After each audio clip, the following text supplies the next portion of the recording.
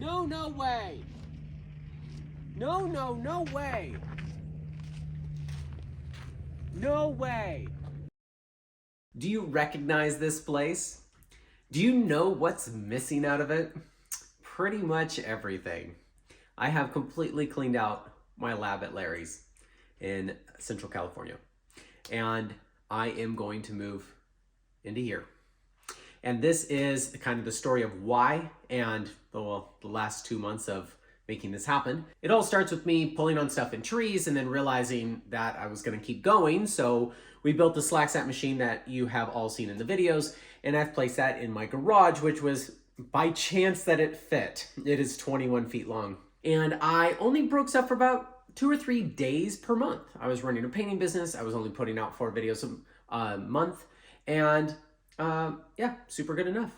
But then when I decided to sell my house and my business and everything, and I sold all of it before I had a place to live. And Larry was so kind to let me live at his place where I rented a room, and I rented that back of the shop that he wasn't using for the SlackSat machine that he built. And it worked perfect to have that machine on that wall. And that's why we ended up building a drop tower there. And yes, I will still use the drop tower, and we'll get to that in a minute. Then I met Andrea up here in the Seattle area in Washington, and well, we've been dating a year now. And it's actually very sustainable for me to fly or drive down there, break stuff for a week, and then spend 4 to 8 weeks editing that content and being able to post 4 to 8 times per month content. And that sort of works. It only comes out to maybe 20, maybe $40 per episode for the cost of going down there. However, there's a real big disconnect between working all day in the lab and losing that creative mind as you're filming your 4th episode for the day, and you're just, it's pretty hard to be motivated 4 episodes a day, cramming it all in. And then it's even harder actually to be sitting on a couch for 6 straight weeks editing that, trying to convince the world that you're doing something fun. And so I wasn't convinced of myself, and I really wished, as we get more into the break test stuff, as we really dig deeper into answering the questions you guys have, because before I was just trying to never miss a Wednesday. Never missed a Wednesday so far. And sometimes I post Saturday. But that's not my goal anymore. My goal isn't to meet some quota I posted on myself. I'm trying to actually answer all the questions you guys are throwing my way.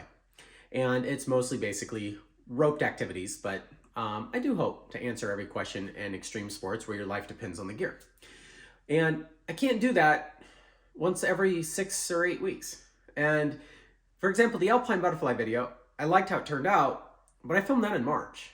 And then I was like, if I'm going to make a claim that it slips, which a lot of things do if you pull them hard enough, but either way, I didn't want to make that claim without like pulling on it more and scratching that itch and really investigating the butterfly knot. And so I ended up having to wait till I returned back to the lab, and then I returned back to, it was a hassle. I could have just come down here in my socks, hint, hint, it's in the house this time, and I could have just explored the knot. If I'm going to make a video about Zeppelin knots, I really want to like really learn the knot, pull on it a little, change the diameters of ropes, try to screw it up, and spend that 1 to 2 hours a day that I was spending walking on a little river trail, trying not to lose my mind on a laptop, spending it in here, researching the next video. So when I go to film, they turn out better because I know the topic a lot better. And so I needed the slow pull machine more local. And so I was looking at potentially getting a commercial space or renting somebody else's shop, or I was in a 680 square foot apartment. So I was kind of like, maybe the local climbing gym, and I was like, ugh, the audio is awful. So a light bulb went on one day, is what if we, instead of spending the money on renting a house, because I was renting from Larry, take that money, instead of putting it towards a place up here, is putting it and combining it with the rent Andrea and I already split. And 3 ways is how we're splitting the rent at this house. And I'm able to have a 16 by 20 something foot studio. This space is twice as big as the space I had at Larry's. And I definitely appreciate that Larry let me transition from having my house and business there to where I am up here today. Could not have done that without him. But that other machine is too big to be in the house. And I know what I need out of the machine now. And so I ended up brainstorming. How can you compress this machine? Because the specs right now is I have 5 feet of working space, which means I can put a 5-foot long thing in there. And then I can pull it 5 feet. And I can, with the one load cell, go up to 20,000 pounds, which when I broke the line scale 3 a few weeks ago, or early in November, it was a real big hassle. I had to switch the hydraulics to the Bolt Buster hydraulic. I had to switch to the crane scale that we originally used because I didn't want to risk breaking the 20,000 pound load cell. Thank God I did that, or I would have damaged it permanently. So I know what I need now, but I also needed it smaller. And I figure any decent sized bedroom is 13 feet wide. So I designed the machine to be 12 feet, 7 inches long. And I am still able to obtain 5 feet of working space, 5 feet of throw, but also it's dual chamber. So now we can have the big piston in there and the long piston, so strong and stretchy. And in order to compress it, I basically made it into a U shape. So I can cover it up with plywood, make it look like a piece of furniture. It's gonna be in the house after all. And hide all the hydraulics and the noise. And I know the lighting sucks in here and I know there's probably an echo, but this room is gonna be paneled with soundproofing material. It's already got carpet in the room, which helps with sound. And we're gonna have 63,000 lumens over the SlackSnap 5.0 machine. And Steve Glatfelty, who has been helping me for years, and he made the Bolt Buster table, and he made the Cam Crusher adapter, and he made the rocks for that, and he made the cool bolt art from the carnage we got from Bolt Busters. He's also in a whole bunch of episodes coming out where we broke 50 bolts in limestone, which we did earlier this year, and I wanted to wait till January, February to start releasing those because of the Big Wall series, which is officially done coming out. And I thank you all for letting me slow release that on YouTube. It is better to do that to get it out. But anyways, I'm going to write more of that now that I'm done with this move. This move damn near killed me. I did it while I was sick. No, I didn't have the Gucci virus. I had the TJ Maxx head cold for 9 days while moving. And Steve helped me make that machine. And we made it out of steel, and it's stronger and also segmented, so every component is no more than I think 120 pounds. And I am basically going to fly there tomorrow in order to pick up my trailer, which everything fits inside of my 8-foot trailer because the way we built it and all the hydraulics and stuff between my car and the trailer will hopefully make it over the pass in between 2 snowstorms. There is a ton of detail in that machine, which we will cover later, probably in this video, as I'm going to show you guys the first brake test that we're doing to shit test the machine at his house in case something breaks, we can fix it. Anyways, that's what's on the second half of this video. So now I can pull stretchy stuff or strong stuff up to 150 kilonewtons without switching anything around. And that really will allow me to just explore whatever I want. Even soft shackles were kind of a pain in the ass because as soon as you hit over 50 kilonewtons, I had to switch so much stuff around that I didn't really want to get into it unless I were really dove into that. We tested rappel rings, and anything other than just the rolled aluminum was pretty damn strong, and we had to throw 2-to-1s on there and it sucked. What's cool is it does cost more per month for How Not To rent this space, but I also don't have to travel to Larry's every time I want to pull on a knot. If I am going to travel all the way down to California, I want to utilize that time for the drop tower. Earlier in November, we were able to crank out 10 or 20 episodes, and I hyper-focused on the drop tower because it was sunny and 70 out, and I was like, this is the time to do it. And I'm really glad I did that. Tons of episodes from January through March is going to be us on the drop tower, or the drop tower supplementing whatever we did on the SlackSnap machine. Because in a perfect world, ideally in the future, I will be able to do slow pull and drop tests of whatever we're doing, so we kind of like answer that question. so we can move on and we don't have to like readdress everything twice. Like that'd be pretty hard. But if I end up getting really nerdy about certain topics here, I could go and supplement all those on the drop tower and utilize that whole week there. The drop tower, I don't have as many videos as that because it's 4 times harder and requires twice as many people to operate the way that setup is. So it's a lot harder to make a video. And so even if I split my time evenly, I'm gonna only get 1 drop tower video and 3 SlackSnap videos in a day. And it's either wet or hot on the thing. Outside labs are pretty difficult. And that's just the nature of a drop tower. It's pretty tall unless I had a 4-story building around here, or the climbing gym is super cool and I can like mount something to the wall. We'll see if that works. But even though the rent here is a little bit more, and I'll have all the numbers at the end of the year and stuff, I share everything, it saves me on the travel. And especially if I'm just slow pulling stuff that you guys send in or whatever, which is the whole thing we're starting. But like, this is not going to cost any more, big picture. Now, it did cost a bunch of money to build a new machine and to move, as moves do cost money.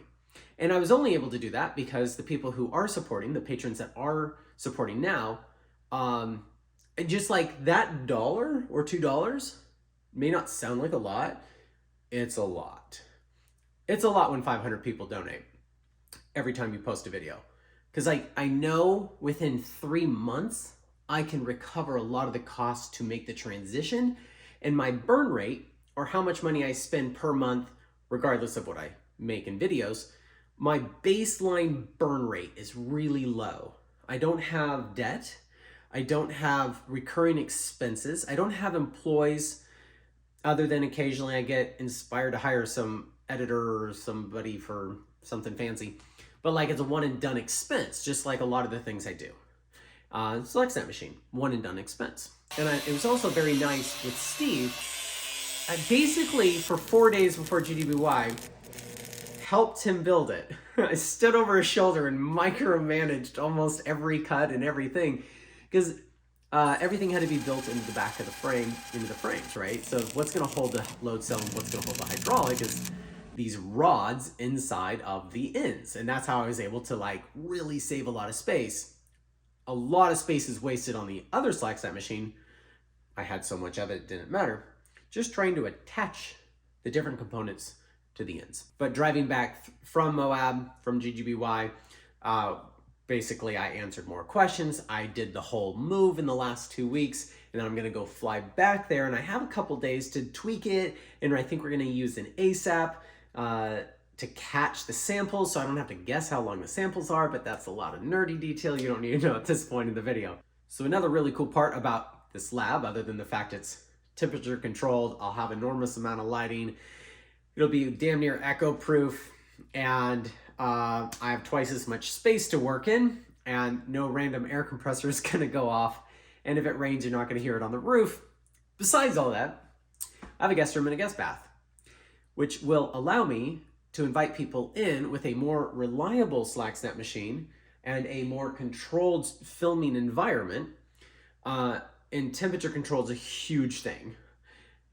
I can invite some pretty cool people to come through here, people who are experts in these fields, and then I'll just play host, and I will allow them to explore different things in the machines and allow them to share their expertise. So I'm able to actually give you guys a lot more value in what you're gonna learn, because I don't have to know it all if I can bring in the people who do. So many people ask me about brake testing soloist gear. I do solos sometimes, but like, I just do a janky thing. You don't wanna do what I do. Like, I don't even know what is correct. I've never read a book on it, okay? I could do Homer, or I could fly Jan Camus here, and we could do it together. And he can share a lot of the research he's already done while we supplement things on this machine that he may not have been able to do. That's one example. I have probably 20 people I've already kind of pre-invited before I even moved in here. It's gonna be pretty sick. Some pretty big names. I'm I am genuinely jazzed on what this is going to do for the quality of the content I'm putting out on YouTube. This is the equivalent of putting a drive-through in a restaurant. Not that that increases quality, but go with me on this. Same kitchen, same staff, same everything, but now you're able to just hand the burrito out the window and you don't have to ask them if they want to refill in their water. You can actually sell twice as much food. And like, I can answer twice as much of your questions measured in hours, not months. People have learned that like if they ask me something, it could be 1 to 2 years before I actually get it out there. How long were you asking about ice screws before I put it out? Quite a while. And I think that video turned out good. Go check out the ice screw and V-thread video if you haven't already. The ice climbing course is also coming out soon. Haven't had time to edit that, but I will. And I want to make sure it's as good as possible. This A to Z content, little tangent here, it's not great for the algorithm. My numbers go as soon as I post those things, but I think it's an important foundation to lay that so we can now build on big wall break tests, more ice break tests, rope jumping course, highline rigging, which is the original point of the channel. Really kind of give this A to Z of like, of where this break test, where this thing fits in. Otherwise we're like super niche and it's not giving a new person a chance to come in, get the basics, and then understand why taking a 20-foot whipper on a micro traction, I'm not good at winking, is a bad idea. Yes, I did that. Can't wait to edit that one, but that's a multi-location, multi-month film. So like that just takes me longer to edit. Anyways, obviously I can just ramble about this for hours, but I'll spare you. I do very much appreciate the patrons who do support. And if you guys want to get t-shirts as gifts, it is Christmas season. That is an option on hownotoswag.com. Now, let's go to Nevada and see if this brake test machine actually works. Magically, I'm in Nevada. Welcome to the new Slack Snap 5.0 machine. We'll go over all the generations later. But let me give you a quick tour and then you're gonna watch the first brake test that we're gonna do on it. Yes, this looks heavy because it probably is. This is a 6-foot wide section all the way to here. And so is that, and the legs separate and the hydraulics come out. And this half is only about 125 pounds, which is very liftable by 2 people and fit into my trailer that's over there that I'm gonna drive off with. This is what I call the honeycomb. If you're an engineer and there's an official term for this, I would love to know. But we have to hold the pulleys, the hydraulic and everything to the frame itself. And I thought, why not just set it up so we could put it directly in the frame with the rods directly in the frame. Rather than before, we had the rods sticking here and we had to support them and then have soft releases here to hold the hydraulic, and you lose from here to here. And the reason we have the pulleys here is you can see the hydraulic. This is the long hydraulic that'll take us up to 50 kilonewtons, and it goes underneath to there.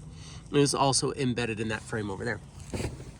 And this is the bolt buster piston, which goes up to 150 kilonewtons, but doesn't do things that are nearly as stretchy.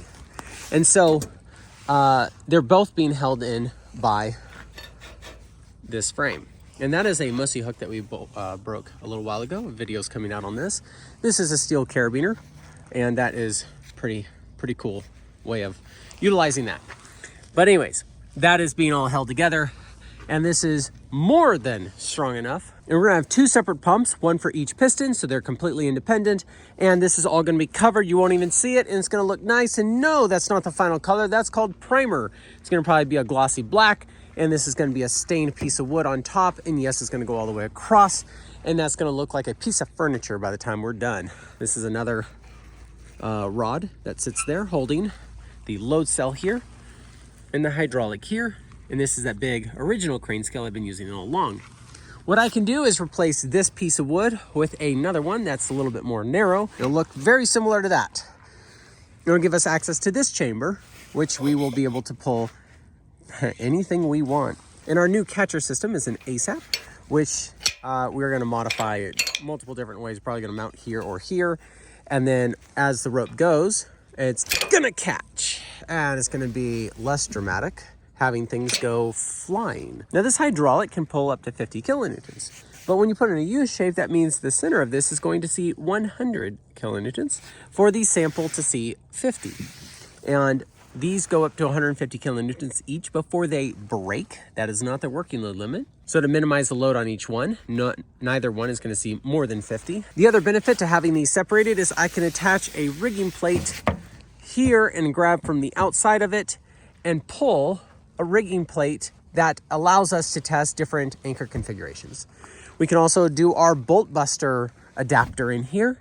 We can also do cam crusher adapter in here, and we can pull tons and tons and tons and tons and tons of stuff with this 12-foot, 7-inch machine. And I personally cannot wait for this to be in a temperature controlled environment because my hands are so cold. The oil is freezing up because it's vegetable oil, because it's easier to clean up if we spill something. I changed all this to be hard plumbed. I'm gonna go 90 degrees later with it. And our load cell is not talking to my computer right now, but I know what carabiners break at, so we're just gonna go with testing the machine, not the load cell. What's nice about having this embedded in the frame is this is less likely to go flying, even though I will probably still stabilize it somehow forward. But this should hopefully catch this. And what's great about Dyneema and Dyneema is everything that goes flying is gonna be soft. Blast shield.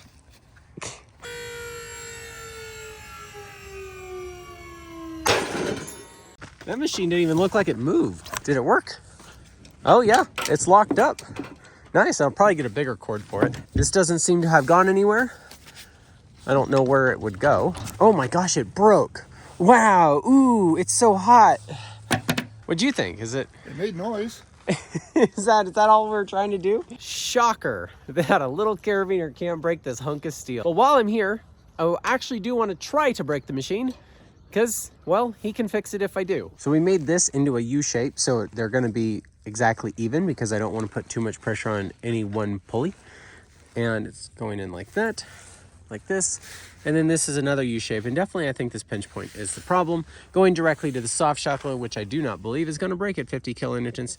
If anything, we're going to learn a sure lot about this. And if we break that, I'm actually pretty stoked. See if we can break the machine. I'm just wondering if I should move my truck. This? What is going to possibly break? I guess we're both going in the room of safety.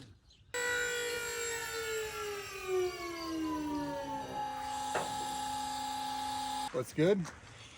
Oh, man, these pulleys are just amazing. Go arborists. You guys have great gear. Yeah, those seem to be functioning just fine. This held up well. This also did not break at 50. The aluminum slack set machine only had the same thing going. Okay. And I just took it up to 143 kilonewtons. There's no way this machine's not as strong as the other slack set machine. I mean, so what could go wrong here? There's no way it can bend this rod. It's got so much meat going on here. Yeah, so and that all goes into the C channel. Yeah. The big one, it's all in the C channel, so it's you got the strength. Yeah, all the strength is down here, and that's why we can get away with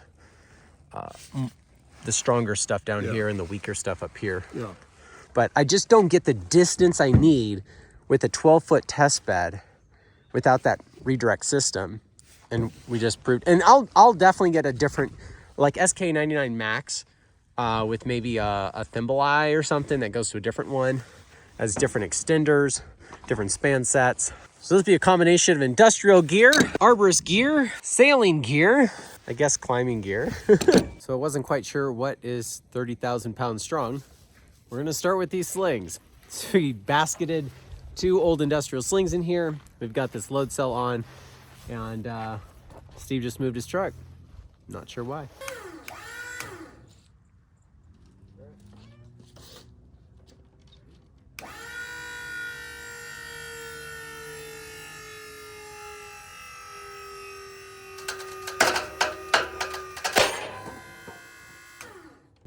I mean, it's 12,000 pounds. 12,000. But that's only a third of what this thing is capable of. This is amazing because to use the other slack set machine, I was trying to either use 2-to-1s or whatever, and only recently have I even put the big hydraulic in, and then it flexed a lot. It worked. It's just, this isn't even struggling to get 12,000 pounds out of this thing. Now the working load limit of these slings was 6,400 pounds. Come to find out that was the MBS. And so basketed, you get double that. So this is more or less almost full strength, roughly. And that's rope on rope and everything. Anyways, learned a little bit about that. But I want to put in something that's going to choke the machine out. I want something that piston's gonna not be able to do, and to see that the machine can handle it and that the crane skill can handle it. And I want to try to break this machine if I'm gonna break it here. We have a yellow span set. Look how big and beefy that thing is. Basketed to a basketed green span set.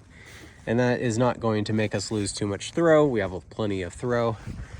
And we're gonna find out if, what this maxes out at.